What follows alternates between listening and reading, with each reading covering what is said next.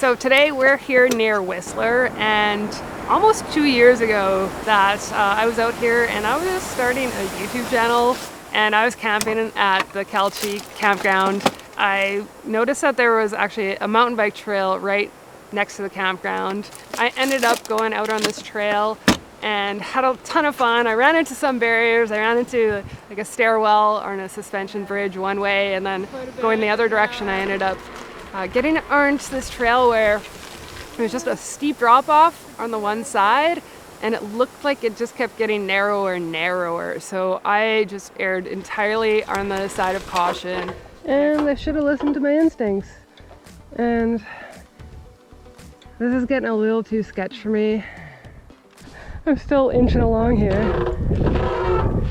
just doing the wiggle wiggle.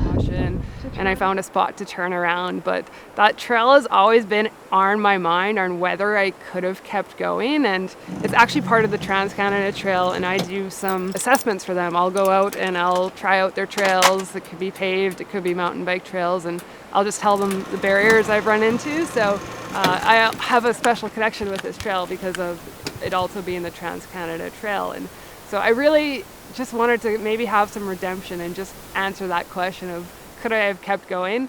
I think, overall in the end, it was still a good decision to turn around and just play it safe, since I am in the middle of nowhere and I was riding by myself. But I want to answer that question today. My name's Lisa Franks, and I've been riding a Bowhead for about 4 years now.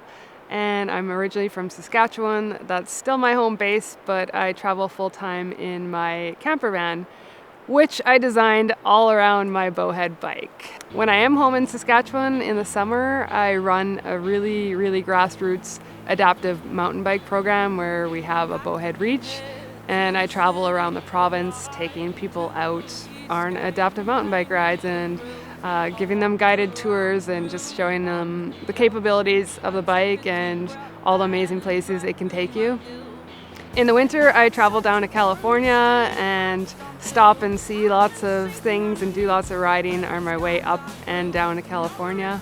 Since I travel full time, I'm on my own a lot, so I do end up doing a lot of solo riding. And over the years, I've learned some steps to take to, err on the side of caution and safety, and even also just loading my bike and unloading my bike and doing the maintenance. I've really had to learn a lot to be able to do all of that on my own, and having my van with me all set up is a game changer on the opportunities that I have and the places I can go and the people I can meet.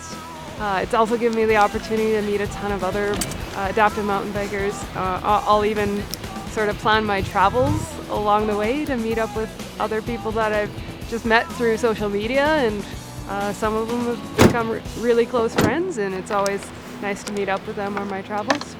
People realize it's intentionally left there too. Right, yeah. Especially if I'm in the middle of nowhere and they just see a wheelchair sitting outside a vehicle, they might get curious about what's going on, if there's, something wrong or something. So,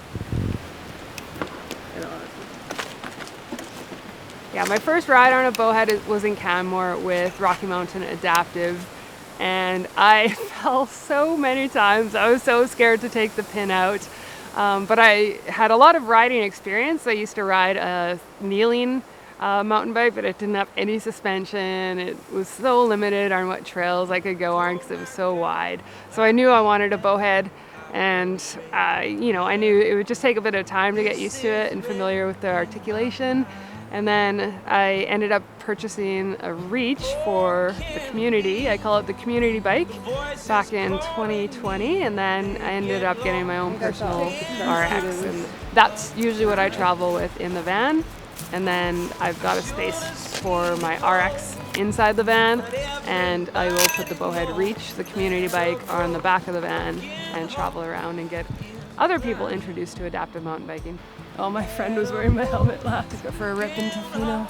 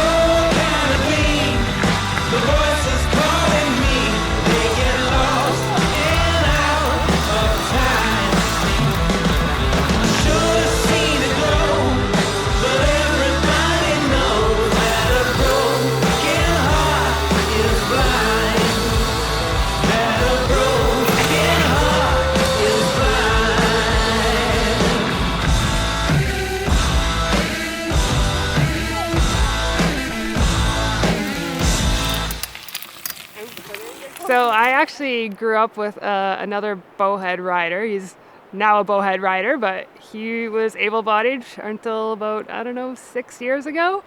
And so I've known him since birth, really. Our parents were aunt and uncle to each other, and so I knew Dave through that. And then when he had his spinal cord injury, I was able to go visit him in rehab, and pretty soon after he got out of rehab, like he actually drove my vehicle for the first time with hand controls. I let him drive my vehicle, and so it was kind of, I think it helped him to see that somebody else that he knows really well with a spinal cord injury has adapted to life. And so a few years after his injury, I told him, hey, you got to get outdoors. I know he's a surfer, golfer, loved the outdoors, and he wanted to go kayaking. I said, you can go kayak any day, but you got to get on a Bowhead. You'll just love it. And so he went out in Canmore and went out ripping on the Bowhead, and now his life is all Bowhead. Like, I think he works there. He'll do Bowhead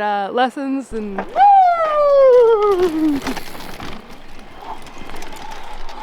it's really, really fulfilling to introduce people to the bike and just be able to tell people you can get off the pavement, you're not limited on where you can go, and just show them all the experiences you can have on a bike like this.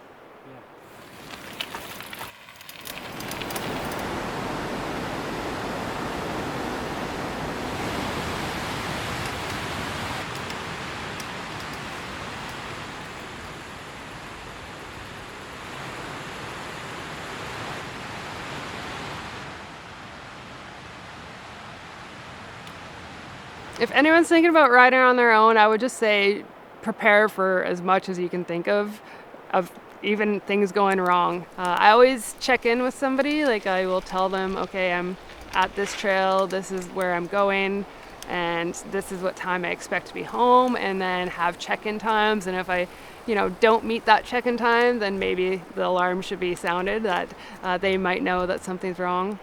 I also try and scout out where I'm going. So I look at trail forks, I look at anything I can find on the internet or on Facebook groups as well about the trail I intend to go on. Best thing I can go off, though, if I'm riding a new trail, is just word of mouth. Is somebody else that can vouch for that trail and say that they've done it on their Bowhead bike as well. With me, I carry a lot of things. So I have a satellite communicator just in case I don't have cell service. I've upgraded my iPhone so that it also can do satellite text messages. I carry a pack with me, so I've got spare tires, I've got spare master chain link, tools to fix if things go wrong. I've got snacks, I've got my phone, lots of water. So I just really try to prepare in case I do have a breakdown on the trail as well. And honestly, I'm pretty happy just riding gravel, dirt roads and forest roads and stuff like that. For me, it's all about just getting out in nature. I don't need to go getting sending off jumps. That's fun too, that's got its time and place, but when I'm riding solo, it's more about just enjoying the background that's behind me.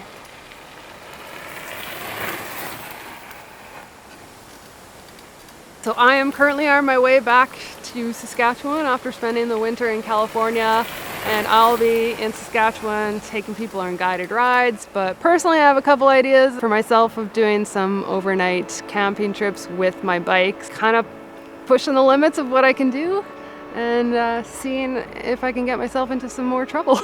Yeah. Right here is where I turned around. Yeah, right at this spot. This little spot is where I turned around. Wild. Let's see, moment of truth. Can I make it around this little corner? Oh yeah, it's plenty wide enough from this vantage point. It's good to go. Nice. Yes. So it turns out that spot that I was concerned about was actually totally fine. It was overgrown a little bit, but I could just ride over that stuff, and it had enough width to get up, and everything went smoothly. I continued along the trail. It was actually really great. It was nice and wide. There were a couple sections that I just lost traction on because I don't have a lot of weight on my back end, but I think a reach could have done that without any problem, or somebody with a little different setup on their bike, but I had a little push and a boost, and we did like a good 16 kilometers of trail today. Had a really fun time, and honestly, it's so pretty out here and perfect weather. It was a really, really great day, and I'm excited I got to answer that question of could I have continued, and the answer is yes, I definitely could have. Made it home. Another successful adventure in the books. Whew, heart was definitely racing. It's always such a good feeling getting back to the van after a solo ride. It's just like, adrenaline can shut down now.